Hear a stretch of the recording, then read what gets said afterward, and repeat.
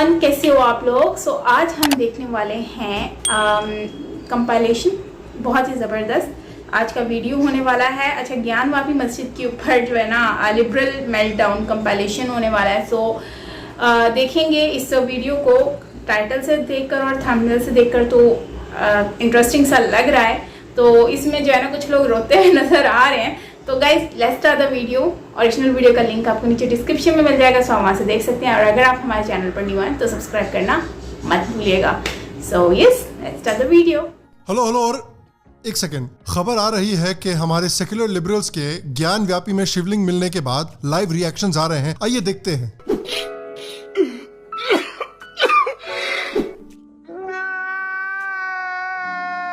अरे मत मेरे पास कोई अल्फाज नहीं है, मुझे माफ कर दे आप लोग सारे, मुझे छुट्टी दे दे, मैं इस दुनिया से छुट्टी चाहता हूँ। आप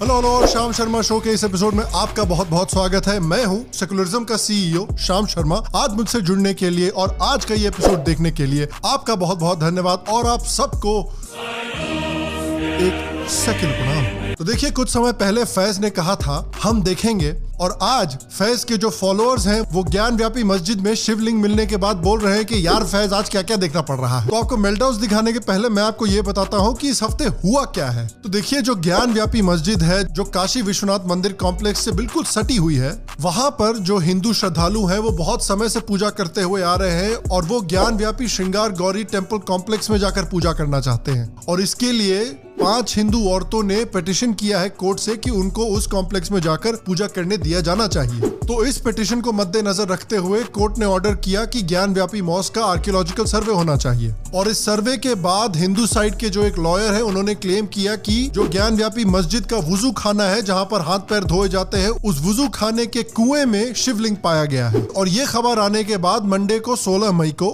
सिविल जज रवि कुमार दिवाकर ने ये ऑर्डर किया कि जो वुजू खाने के आसपास का एरिया है उसको सील कर देना चाहिए। और याद रखिए कि हिंदू बहुत समय से ये डिमांड कर रहे हैं कि जो ज्ञान व्यापी मॉस्क वाला एरिया है उस मॉस्क को शिफ्ट करके एक दूसरी जगह एक भव्य मॉस्क बनाना चाहिए जहां पर मुसलमान अपने आराम से प्रार्थना कर सके। और जो अभी ज्ञान व्यापी मस्जिद वाला एरिया है उसको हिंदुओं को वापस लौटा देना चाहिए और काशी विश्वनाथ मंदिर कॉम्प्लेक्स के साथ मर्ज कर देना चाहिए। और देखिए, मैं तो मानता हूं कि जो ज्ञान व्यापी वाला केस है इसमें तो हिंदुओं का केस राम मंदिर से भी ज्यादा स्ट्रांग है, क्योंकि अयोध्या के केस में तो जो मंदिर था वो पूरी तरह से ध्वस्त कर दिया गया था और उसके ऊपर मस्जिद बना दी गई थी। लेकिन ज्ञान व्यापी के केस में जो हिंदुओं का प्रूफ है वो तो यार मस्जिद के साथ ही जुड़ा हुआ है। मतलब लीगल टर्म्स में कहते हैं कि एक ओपन एंड शट केस होता है, ये तो भैया एक सी एंड शट केस है। और जरा एक सेकंड के लिए मैं आपसे एक सीरियस बात करना चाहता हूँ कि आप जरा सोचिए कि आपके कल्चर को कितना इनसिक्योर होना पड़ता है कि आप तभी खुश होते हैं जब दूसरे कल्चर्स को ह्यूमिलिएट किया जाए। याद रखिए, जिन्होंने इस मस्जिद को बनवाया उनको पता था कि यहाँ पर शिवलिंग है, और ये जानते हुए इस शिवलिंग के चारों तरफ एक वुजू खाना बनवाया गया जहां पर मुस्लिम अपने गंदे हाथ पैर इस शिवलिंग के ऊपर धोया करें। और जो लोग आज तक वहां पर प्रार्थना कर रहे हैं उनको भी ये बात पता थी, इसके बावजूद वो वहां पर अपने गंदे हाथ पांव धोते रहे। और ये भारत में अनफॉर्चुनेटली सभी इस्लामिक घुसपैठियों ने किया है। याद करिए कि मोइनुद्दीन चिश्ती, जिनको संत माना जाता है भारत में, उनके फॉलोअर्स हिंदुओं के सामने गायों को मार के उनका कबाब बनाया करते थे सिर्फ हिंदुओं को ह्यूमिलिएट करने के लिए। मतलब कितने इनसिक्योर कल्चर हो यार आप, कि आपको 27 मंदिरों को तोड़ के कुतुब मीनार बनानी पड़ी। आपको भारत को लूटने से चैन नहीं मिला, आपको सोमनाथ मंदिर को भी बार बार तोड़ना था। आपको भारत पर कब्जा करने से चैन नहीं मिला, आपको हिंदुओं का राम मंदिर तोड़ के उसके ऊपर मस्जिद बनानी जरूरी थी। मतलब यार, इस तरह से तो एक जेलस और इनसिक्योर बॉयफ्रेंड जो होता है वो रिएक्ट करता है। आप इस तरह की जेलसी को, इस तरह की इनसिक्योरिटी को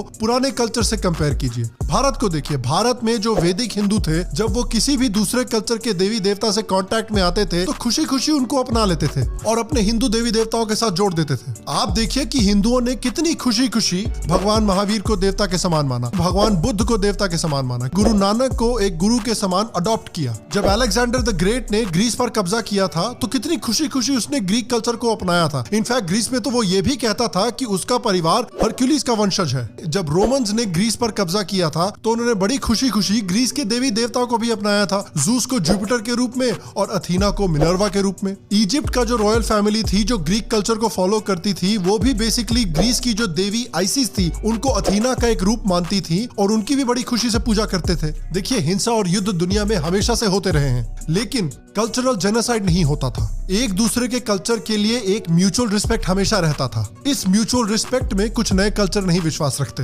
लेकिन खैर, आप इस वीडियो में मेल्टडाउन देखने के लिए आए हैं, तो आपको जरा मेल्टडाउन भी दिखाते हैं। देखिए, लोगों ने कितनी कोशिश की कि ज्ञान व्यापी मस्जिद का जो सच है वो लोगों से छुपाया जा सके। लेकिन देखिए, सच जो है ना, वो लूज मोशन की तरह होता है। कितनी भी कोशिश करो, आप इसको दबा कर नहीं रख सकते। और जब से यह ज्ञान व्यापी मस्जिद की खबर आई है मेन स्ट्रीम मीडिया में, उसके बाद से कई हिंदू ग्रुप्स हैं देश के अलग अलग कोनों में जो अपने खुद के टूटे हुए मंदिरों को रिक्लेम करने की कोशिश कर रहे हैं। और जो हमारे सेक्युलर लिबरल है, जो चाहते नहीं है कि हिंदुओं को उनके मंदिर वापस मिले, उनका रिएक्शन आप समझ ही सकते हो। उसको सांस तो लेने देवे।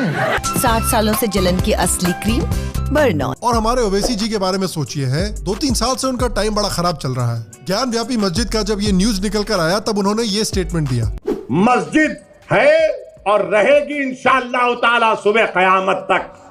ज्ञानवापी मस्जिद मस्जिद थी और जब तक अल्लाह दुनिया को कायम रखेगा मस्जिद रहेगी इंशाअल्लाह ताला। वैसे मैं उनको याद दिलाना चाहता हूं कि वो पहले भी इस तरह के स्टेटमेंट्स दे चुके हैं। आपको याद होगा कि राम मंदिर मामले में उनकी पार्टी ने किसी तरह का स्टेटमेंट दिया था। और खैर, आर्टिकल 370 पे उन्होंने क्या कहा था और क्या हुआ था, ये कौन भूल सकता है। राम मंदिर धारा 370, इस पर आपको लगता है कि मोदी सरकार कदम आगे बढ़ाएगी? अरे मैडम, 5 साल में क्या किया, अब क्या करेंगे देखेंगे। मसला तो सुप्रीम कोर्ट में है। 370 को तो निकाल ही नहीं सकते। मैं चैलेंज कर रहा हूँ।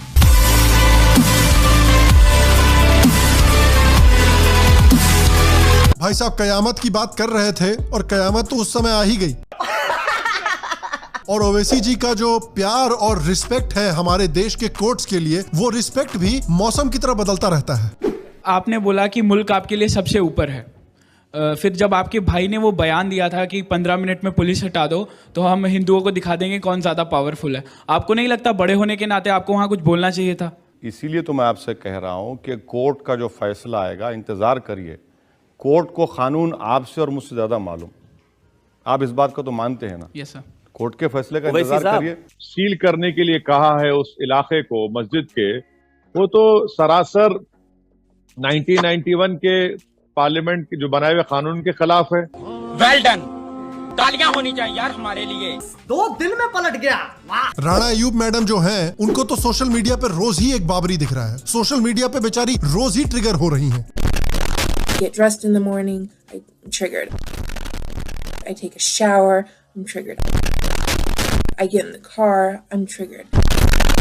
कुछ लोग तो इतने दुखी हो गए हैं कि वो पूरी तरह से भूल ही गए हैं कि हमारे भारत में कोर्ट्स करते क्या हैं। महंगाई आसमान छू रही है, बेरोजगारी बदतरीन दौर में गुजर चुकी है, आर्थिक हालात देश के बेहद खराब हैं और जो रुपए की कीमत है डॉलर के मुकाबले वो अपने निम्नतम स्तर पर आ रही है, वो भी रिकॉर्ड छू रही है। लेकिन उस सब के बावजूद अदालतों में मुकदमे ये चल रहे हैं कि क्या 500 साल पहले और 700 साल पहले क्या इस मस्जिद की जगह पर मंदिर हुआ करता था। अरे मैडम, कोर्ट्स रुपए का वैल्यू कब से फिक्स करने लग गए यार? भावनाओं को संभालिए मैडम। और आरफा बीवी का इतने से पेट नहीं भरा। आरफा जी ने ट्वीट किया कि इस रात की सुबह नहीं। अब मैं सोच रहा था कि यार ये लाइन मैंने और कहाँ सुनी है। कोहिनूर एक्स्ट्रा टाइम कॉन्डम, इस रात की सुबह ही नहीं। अरे मैडम, भारत में इतना संगीन मामला चल रहा है और आपके दिमाग में कॉन्डम्स घूम रहे हैं। और देखिए, अगर हिंदुओं को आगे जाकर ज्ञान व्यापी की जो जमीन है वो वापस मिलती है, तो उसके लिए एक बहुत बड़ा धन्यवाद हम सबको एमिनेंट जर्नलिस्ट सागरिका घोष जी को भी देना पड़ेगा, क्योंकि उन्होंने ही मोदी जी को ज्ञान व्यापी जाने को सबसे पहले बोला था और मोदी जी चले गए। फिर गलत स्थान पे लेके आए आप हमें।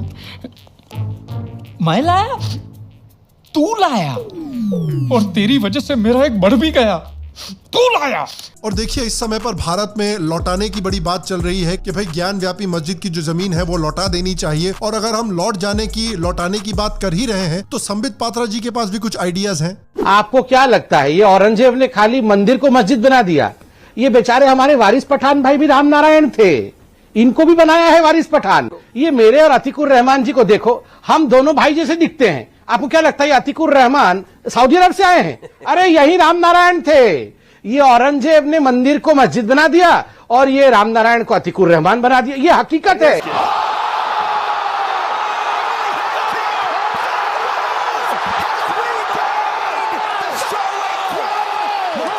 आकाश बनर्जी जी का तो दिमाग इतना घूम गया है कि उनको समझ में नहीं आ रहा कि देश 30 साल पीछे चला गया है या 30 साल आगे जाने वाला है। कुछ लोगों ने सोचा कि चलिए इस मौके का इस्तेमाल करके हिंदू धर्म का और हिंदू देवी देवताओं का मजाक उड़ाया जाए। एक मैडम ने अपना मिक्सर ग्राइंडर दिखाकर कहा कि मेरी मम्मी ने बोला कि इसको भी छुपा लो, तो उसके नीचे एक भाई साहब ने बड़े कमाल का कमेंट डाला कि क्यों, ज्ञान व्यापी की तरह ये भी चोरी का माल है क्या?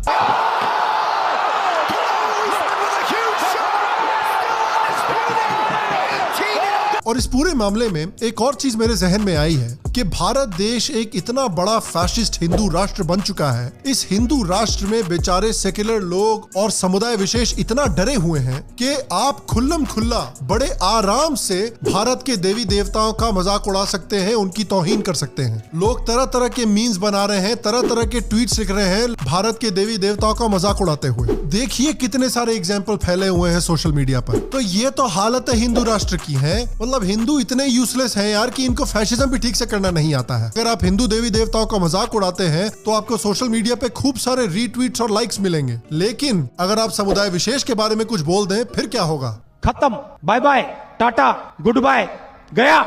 अबे ये है हिंदुओं का फैशिज्म यार। और देखिए भले ही हम मेल्टडाउन्स को खूब एंजॉय कर रहे हो, लेकिन इस मामले में एक बात समझनी बहुत जरूरी है। भारत में जो भी हुआ है ना पिछले कुछ सालों में, आर्टिकल 370 जो हटा है, हिंदुओं को राम मंदिर जो वापस मिला है, ये जो ज्ञान व्यापी मस्जिद का सर्वे भी हुआ है, ये सब सिर्फ इसलिए हो रहा है क्योंकि हिंदुओं के पास इस समय पर पॉलिटिकल पावर है। आप बीजेपी को कितनी भी गालियां दे लीजिए, लेकिन इस बात से आप इनकार नहीं कर सकते। हिंदुओं के पास जो पॉलिटिकल पावर है इस समय पे, इसी वजह से एक ऐसा एटमॉस्फेयर, एक ऐसा वातावरण क्रिएट हुआ है देश में जिसकी वजह से हिंदू कल्चरली और पॉलिटिकली सेफ फील कर रहे हैं। और इसी वातावरण की वजह से कश्मीर फाइल्स जैसी फिल्म आज बनी है और इतनी सक्सेसफुल हुई है। इस तरह का पॉलिटिकल पावर नहीं होता तो शायद ना ही ये फिल्म बनती, और अगर बनती भी तो इतनी सक्सेसफुल नहीं होती। तो आपको बीजेपी से कितनी भी प्रॉब्लम हो, मोदी जी से कितनी भी प्रॉब्लम हो, देखिए हम सबको है, लेकिन एक बात याद रखिए कि इस देश में हिंदुओं के लिए पॉलिटिकल पावर बेहद जरूरी है, और ये पॉलिटिकल पावर मेंटेन करने का सिर्फ और सिर्फ एक तरीका है, और वो है हिंदुत्व और सिविलाइजेशनल यूनिटी।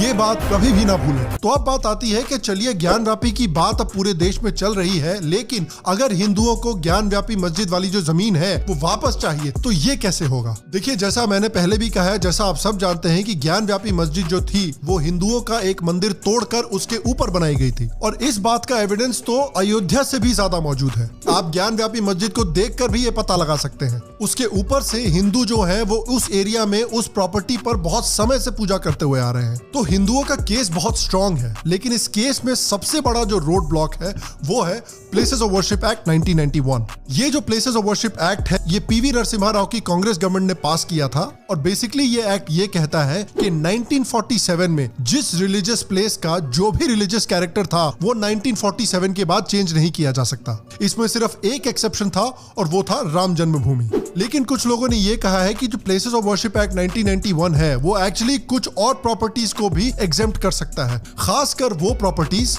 जो ancient monuments and archaeological sites and remains act 1958 के तहत आती हैं। इस एक्ट के तहत एक एंशिएंट मॉन्यूमेंट एक ऐसी स्ट्रक्चर है जिसका historical, archaeological, cultural, artistic value है और जो 100 साल से ज्यादा पुरानी है। और काशी विश्वनाथ मंदिर तो क्लियरली 100 साल से ज्यादा पुराना है। तो कुछ लोग कहते हैं कि एक तरीका ये है काशी विश्वनाथ मंदिर को, ज्ञान व्यापी को प्लेसेस ऑफ वर्शिप एक्ट से बाहर निकालने का। लेकिन मेन मुद्दा according to lawyers like Jay Sai Deepak, according to lawyers like Vishnu Jain, जो बहुत सालों से काशी और मथुरा के मंदिरों को छुड़ाने के लिए लड़ रहे हैं, ये कहते हैं कि जो प्लेसेस ऑफ वर्शिप एक्ट है ये सीधे सीधे हिंदुओं का जो फंडामेंटल राइट है उसका उल्लंघन करता है। हिंदुओं का फंडामेंटल राइट है कि वो कॉन्स्टिट्यूशनल रेमेडीज के लिए अप्लाई कर सकें, और इस ज्ञान व्यापी के केस में हिंदुओं का जो फ्रीडम ऑफ रिलीजन है उसका उल्लंघन किया गया है। हिंदुओं का इतना पावन मंदिर जबरदस्ती उनसे छीना गया है, और हिंदुओं के पास ये अधिकार होना चाहिए कि वो कोर्ट्स के पास जाएं, कोर्ट्स में जाकर पूरा हिस्टोरिकल और आर्कियोलॉजिकल प्रूफ प्रोवाइड करें कि ज्ञान व्यापी पर एक मंदिर हुआ करता था और उस मंदिर को तोड़कर वहां पर जबरदस्ती मस्जिद बनाई गई है। और ये प्रूफ प्रोवाइड करने के बाद उनके पास ये अधिकार होना चाहिए कि वो उस मंदिर की जमीन को वापस ले सकें। लॉयर्स ये कह रहे हैं कि एक बार हिंदूज कोर्ट पे अपना केस प्रूफ कर दें, उसके बाद भारत की गवर्नमेंट को या तो प्लेसेस ऑफ वर्शिप एक्ट को रिपील करना चाहिए या फिर एक ऐसा नया कानून लाना चाहिए जो कि प्लेसेस ऑफ वर्शिप एक्ट को खारिज कर दे। अब हमें ये देखना पड़ेगा कि क्या कोर्ट्स के पास और क्या भारतीय गवर्नमेंट के पास इतनी हिम्मत है कि इतना बड़ा कदम लेकर हिंदुओं को इंसाफ दिला सकें। और देखिए, अगर हम चाहते हैं कि हिंदुओं को ये इंसाफ मिले तो उसका एक सबसे बड़ा तरीका है कि हम सबको यूनाइट होना पड़ेगा, और यूनाइट होकर सोशल मीडिया पर और डायरेक्टली हमारे लोकल पॉलिटिशियंस को कांटेक्ट करके उनसे कहना पड़ेगा कि कुछ भी करिए, कोई भी कानून लाइए, लेकिन जो हिंदुओं के सबसे पावन स्थल है जो उनसे जबरदस्ती छीने गए हैं वो हिंदुओं के पास वापस आने ही आने चाहिए। और मैं आपसे पूछना चाहता हूं कि नंबर 1, आपका फेवरेट मेल्टडाउन किसका था, कौन सा था, और नंबर 2 कि आपके हिसाब से क्या स्टेप्स लेने चाहिए, या तो हमें या फिर गवर्नमेंट को या कोर्ट्स को, ताकि ज्ञान व्यापी जैसे जो हिंदुओं के पावन स्थान है वो उनको वापस मिले। नीचे कमेंट सेक्शन में अपने जवाब मुझे जरूर बताएं। बाकी अगर आपको आज का एपिसोड पसंद आया तो प्लीज आज के एपिसोड को एक लाइक दीजिए, एक थम्स अप दीजिए, इससे मेरी बहुत मदद होती है, इससे शो की बहुत मदद होती है। अगर आपको शाम शर्मा शो पसंद आया और आप शाम शर्मा शो को सपोर्ट करना चाहते हैं तो प्लीज शाम शर्मा शो के एक नीचे लिंक पर क्लिक करके पेट्रन जरूर बने। मैंने हाल में ही एक इजरायली एक्टिविस्ट हनन्या नफ्थली के साथ बात की है, जिसमें मैंने एक इजरायली का पर्सपेक्टिव क्या रहा है कश्मीर फाइल्स के ऊपर, उस पर भी डिस्कशन किया है। अगर आप वो पॉडकास्ट सुनना चाहते हैं तो वो पेट्रियन पर इस समय एक्सक्लूसिवली मौजूद है, तो एक पेट्रन बनकर उस पॉडकास्ट को जरूर सुने। बाकी मैं आपसे अगले एपिसोड में मिलूंगा, और तब तक स्वस्थ रहें, सुखी रहें, फिर मिलेंगे। और आप सबको एक सेकंड प्रणाम। सबसे बड़ी बात तो ये है कि ज्ञानवापी मस्जिद में मुझे तो एक बात समझ नहीं आई कि आधा मंदिर और आधी मस्जिद कैसे हो सकती है। मतलब कि जिन्होंने मंदिर को तोड़कर मस्जिद बनाई तो फिर उन्होंने हाफ मंदिर क्यों तोड़ा? मतलब कि अगर तोड़ना ही था, मेरा एक क्वेश्चन है कि अगर वो लोग मंदिर की जगह मस्जिद को बनाना चाहते थे तो उन्होंने फिर ऐसा, मतलब ये मुझे उनका कॉन्सेप्ट समझ नहीं आया। आप उसको, वैसे तो इतनी सारी जगहें हैं वहाँ पर वो बना सकते थे, लेकिन उन्होंने मस्जिद वहाँ पर नहीं बनाई। मतलब इतनी सारी स्पेस है ना, उस टाइम तो खैर ये सब डेवलपमेंट भी नहीं थी, लेकिन इन लोगों ने जानबूझकर इसको बनाया, ये तो बात कंफर्म है। लेकिन मुझे ये बात समझ नहीं आई कि जब उन्होंने जानबूझकर बनाया तो फिर आधा मंदिर रहने दिया और आधी मस्जिद बना दी, तो ऐसा क्यों? ऐसा तो तब होता है ना जब आपको कोई जगह नहीं मिलती है। तो भाई जगह तो इतनी सारी थी उस टाइम पर, तो फिर इन्होंने ऐसा क्यों किया? अगर आपके पास इसके बारे में कुछ नॉलेज हो तो मुझसे ज़रूर शेयर कीजिएगा।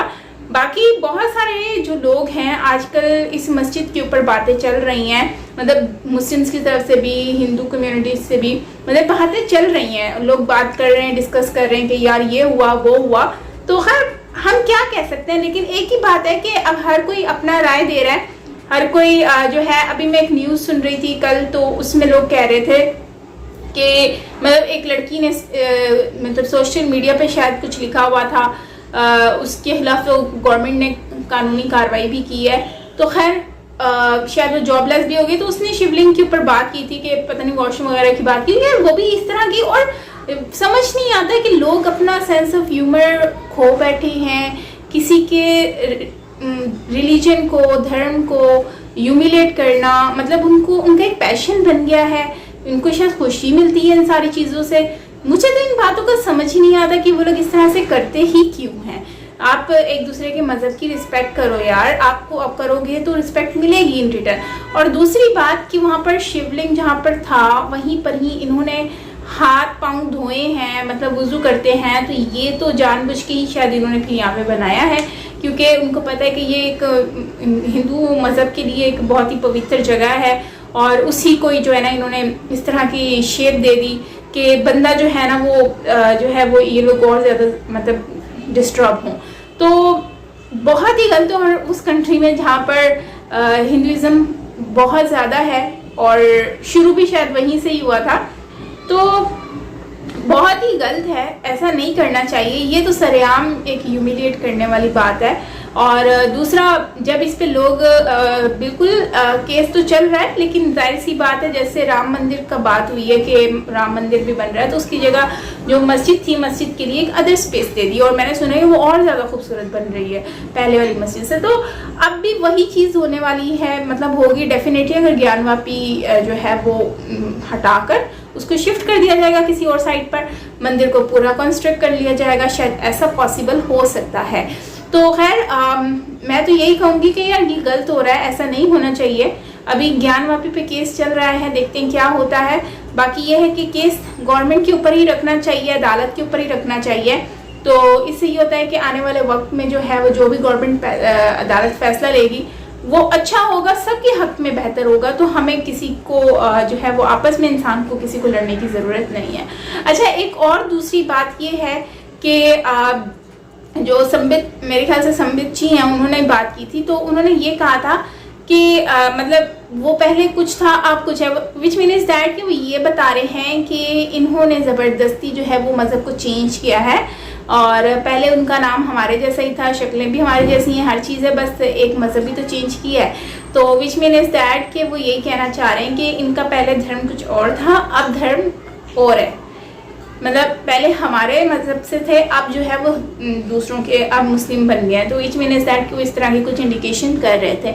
अच्छा, हिस्ट्री मैंने पढ़ी भी थी, तो उसमें मैंने ये खुद भी पढ़ा था कि मुझे नहीं था पता पहले कि ये ऐसा कुछ है भी, क्योंकि मैं मतलब किसी ने हमें इसके बारे में आइडिया ही नहीं दिया और मतलब बताया ही नहीं था। फिर मैंने गूगल किया तो तब मुझे आइडिया हुआ कि हमारे यहाँ पर हिस्ट्री, इसलिए हमारी सिमिलैरिटी इतनी ज़्यादा है क्योंकि हम लोगों का जो है वो मतलब कि हमारे जो बुज़ुर्ग थे, बड़े दादा परदादा, पता नहीं कितनी पीढ़ियाँ पीछे, वो लोगों का शायद कहीं ना कहीं से लिंक था हिंदुज़म से। अब उसके बाद कन्वर्ट हुए या जो भी हुआ वो उनकी कहानी, लेकिन नाउ वी आर मुस्लिम। लेकिन एक चीज़ है कि हिस्ट्री को स्टिल मतलब कि इतना ज़्यादा किसी को पता नहीं है और किसी ने कभी इसके बारे में इतना डिस्कस किया ही नहीं है, नॉलेज भी नहीं है।